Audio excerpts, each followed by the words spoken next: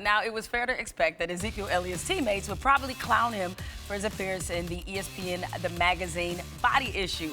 Still don't know how he was on that trampoline naked. Anyway, but I'm not entirely sure Dak Prescott's comments to Sports Illustrated about his teammate falls under the category of just some gentle ribbing. Asked his opinion on Zeke bearing it off for ESPN, Dak said, "I think Zeke should use his platform to do things like I'm doing with Bristol Myers Squibb for Ready, Raise, Rise, instead of doing his thing for the body issue and doing photo shoots." Now, Ready, Raise, Rise is a cancer fighting campaign Dak is raising money for, as we know, since he was on the show doing the same thing, which seeks to bring awareness to the immuno-oncology research.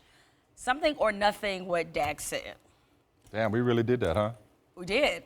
Dak calls out Zeke for ESPN body issue cover. We did put it in the show. It's an interesting choice of words, using the platform, you know, instead of doing body. I'm not going to make too big a deal out of this. I know because it's the Cowboys, it's because it's too. Well, I think some of it is Dak too, right? Because the way he carries himself, his maturity is obvious to anybody who talks to him. You just can't imagine.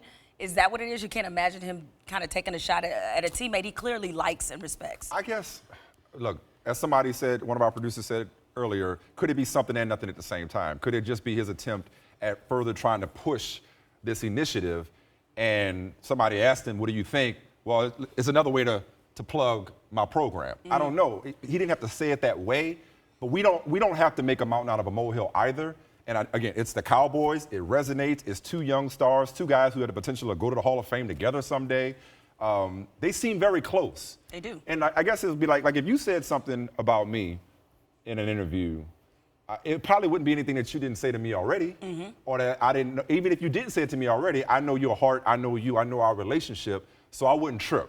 You know what I mean? So I don't think Zeke is somewhere sitting there like, whoa, man, you know. And maybe if it's something that Zach would say to him, then I guess I'm okay with it. It's their relationships. I don't want to blow this up. I know there's some people that will. Right. It may be a topic on a lot of shows tomorrow. It may be nothing. Hopefully, it's the latter.